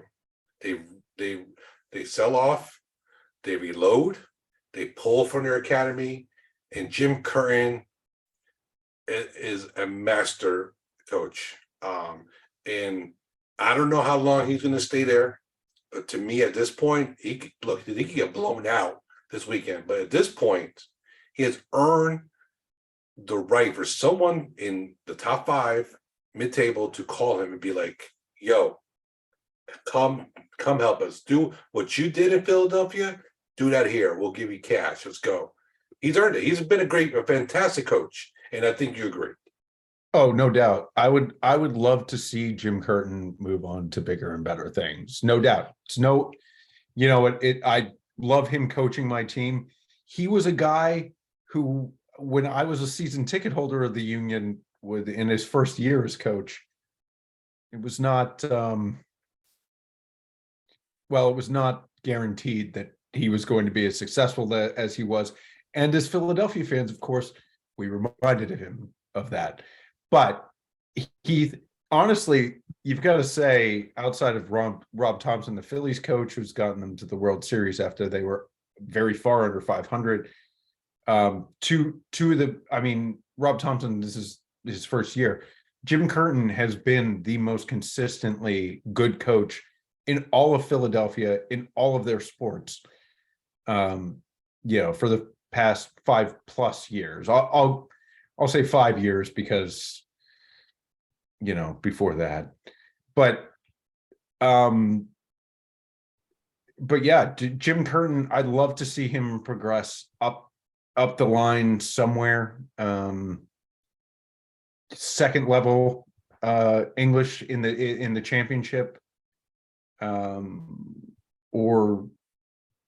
somewhere in Europe, or even maybe not as the head coach of the U.S. national team, but as someone who is like clearly picked to be the next head coach in an assistant role. All of those things I'd be happy for. Otherwise, he stays with us. No doubt, no doubt. All right, so prediction for the game. What do you think? Give me a score. What's your gut telling you, and what are you putting money on this weekend? No, well, I don't bet on sports, so all my money is theoretical. But I'm betting $1 billion on the Union, because I'm a homeboy. And that's what I want to happen. I don't know what's going to happen, but I will say this. Okay. The entirety of the MLS season has looked like it was building up to these two teams, or at least the second half of the season has looked like it's been building up to these two teams being in the final. LAFC have looked from the outset of the season like they were going to win the West. And Philadelphia down the second half of the season were just dominant in a way that you just don't usually see in the MLS.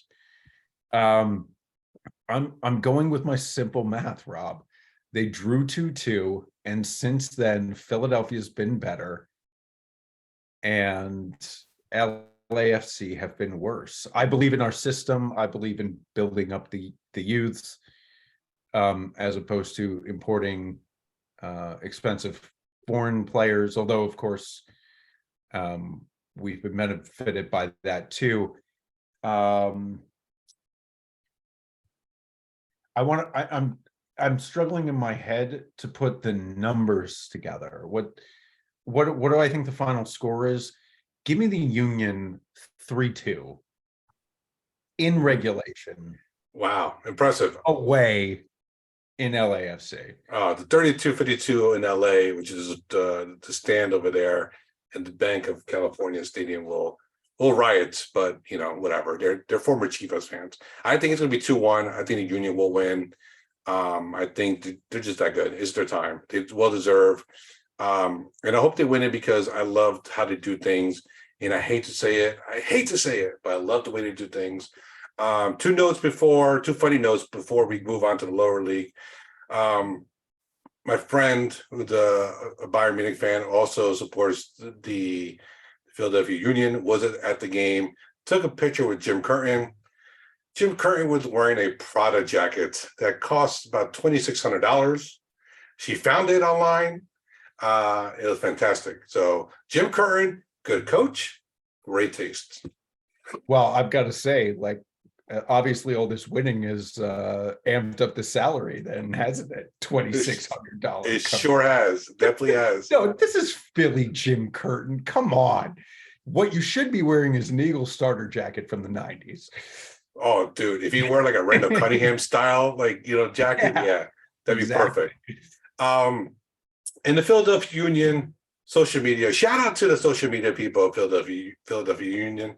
Top class, one of the best here. And the reason I say this because they put out a tweet on the 30th after the game saying, in all caps, don't even know where to send ya home to.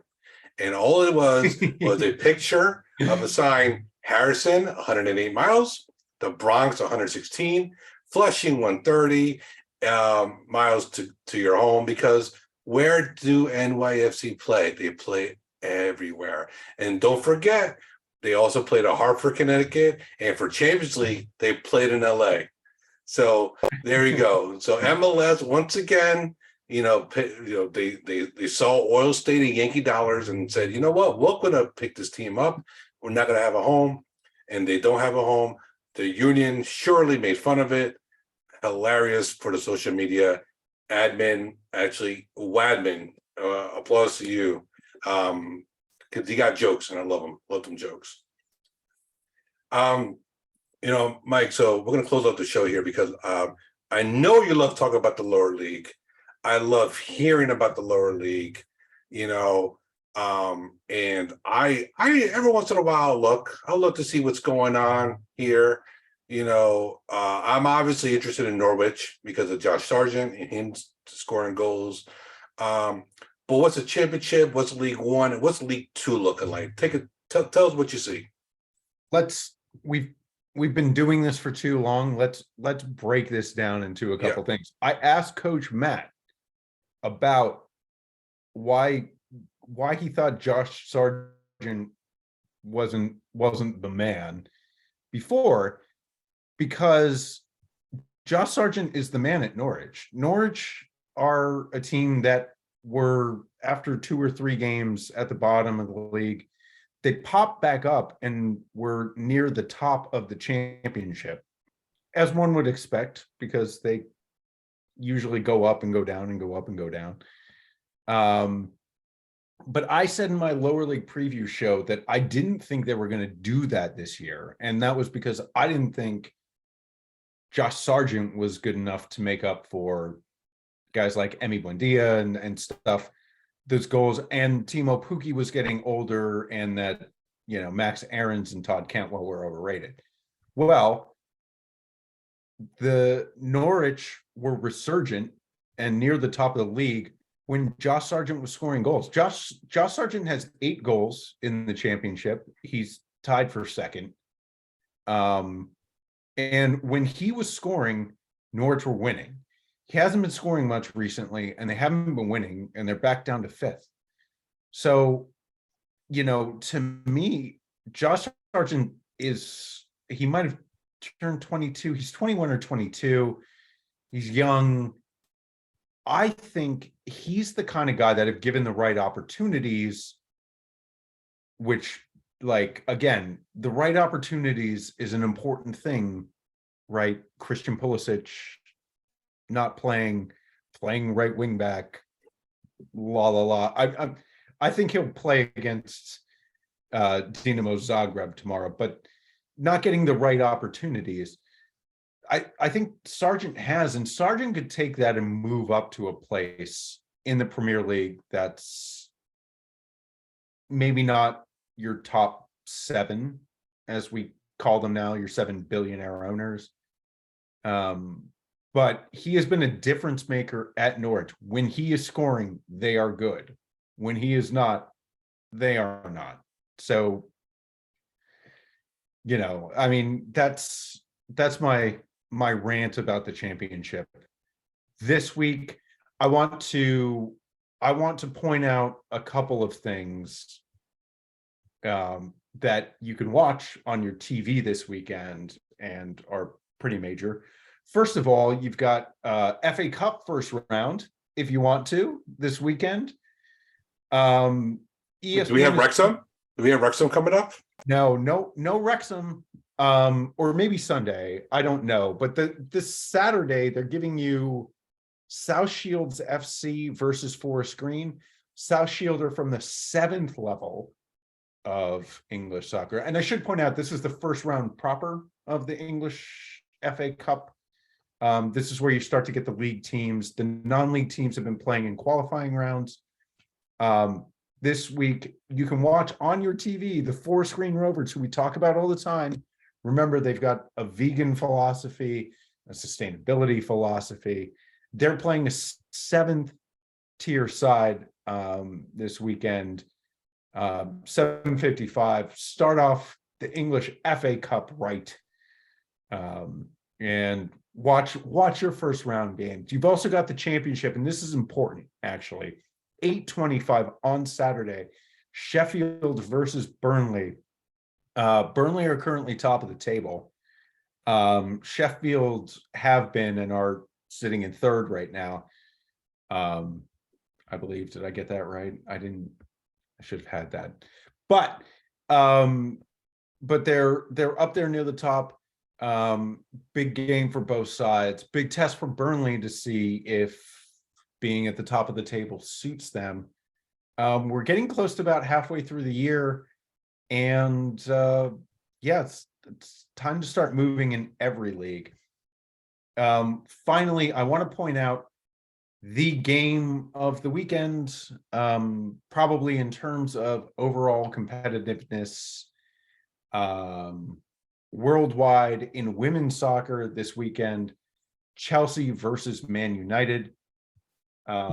Chelsea and Man U are both tied atop the standings at 15 points. They both won their last 5 games. The thing is, Chelsea have played 6. They made up their game from the weekend where the Queen passed. And Man U have not. So Man U have a game in hand. They're completely undefeated. They haven't given up a goal yet. So I said at the beginning of the season, I thought that Man City weren't going to be as good. They lost too much talent. That has shown to be correct. I thought that Man U, with their Lionesses there, including Ella Toon, who scored in the Euro final, were going to be ascendant. This weekend, we are going to see if Man U are ascendant or if Chelsea, the current champions, are good. Chelsea got 3 goals apiece last week from Sam Kerr and Pernilla Harder. Both of them look good. Pernilla Harder missed a bunch of games at the beginning of the season with injury. Sam Kerr had a very slow start to the season. So them getting back in goal scoring form is good for Chelsea. Let's see how real you are, Man United. Because if you want to be the man, you got to beat the man, and the man right now is the women of Chelsea. I you know me, I love Emma Hayes. So full faith Emma Hayes. I think they'll win it out, Manchester United. And I just want to end the show since we're talking about the Wusal game here. I saw your pictures in the group chat. You got the NWSL final on the Bar TV. Congratulations. For those who don't know, the NWSL had their final championship game this of the year. This past weekend, it was the Portland Thorns playing Kansas City Current at Audi Field here in Washington, D.C. And the Portland Thorns win it 2-0. Sophia Smith pretty much hogs all the awards, MVP, final MVP, had the championship trophy. Great turnout. Nearly 1 million people watched on CBS. It was on actual broadcast CBS, also known as Big CBS. So congratulations to CBS for having faith in the game, even though they're competing with other sports. So props to them. Fantastic game. I mean, that was a Saturday. That's just, if you're not American and you don't know, American college football is played on Saturday night, and of course, typically they put the best games on Saturday night. And yeah, I give CBS complete and full credit for having the courage to do that. That's I mean, it's great for the game of soccer in the United States. Definitely. And you know, like I know the Thorns are having issues with the owner, but the players have been adamant they want the fans to still come support them. So please do that. If you go to a Thorn game next year, the players want you to come. Just come support. Get the reasonably priced tickets. Get some food. Cheer them on. And my favorite part of the championship weekend was in the celebrations. Good old 17-year-old Olivia or 16-year-old Olivia Moultrie cannot drink because obviously she's underage, and thus all the players were drinking Budweiser, and she was in the corner, kind of like, I don't know what to do because I can't drink. It made for some very, very funny scenes. And that's why we like the women's football game. Just good vibes overall. So please support your women's game locally and abroad.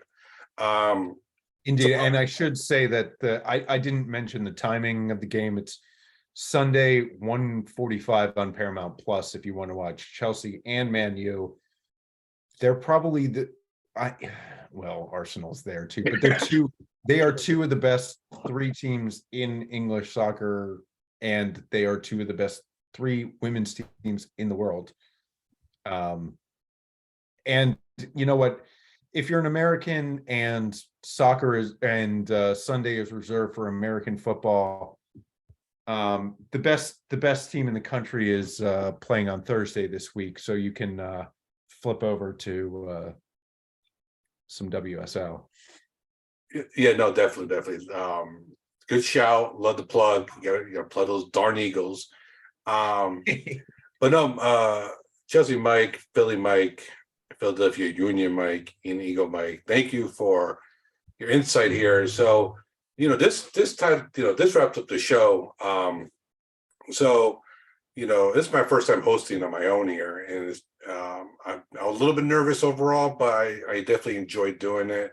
I watch a lot of football, how I do it. And I watched American football. I watched the Cowboys, but how I did it was amazing, shockingly. But, I could have done it without my wonderful colleagues and who I consider my friends. So Los talking about Spurs and Real. We got Eves talking about good old Europa League, heading Barcelona. Larry, talking about City. Manchester City, and in Pep and Holland and all that jazz. Coach Matt, who loves watching Americans abroad. He loves taking it to Liverpool. So we had fun talking about Leeds, Liverpool. And you, Mike, thank you for being on. And obviously we talked about Chelsea, talked about the Union and their quest to win a title for the Sons of Ben. And we talked a little bit about the lower league and also the women's game. So thank you all for listening. I hope to do this again. And hopefully next week we'll have the regular hosts who do it much better than I do, Mike instead. I mean, that's pretty debatable there, Rob. I mean, the tagline of the show is we'll try to do better next week. We'll try to do better. And you know what? We'll try to do better next time. Be safe, y'all. Go watch the MLS Cup final and support your local game. All right. Take care. Have a good one, y'all.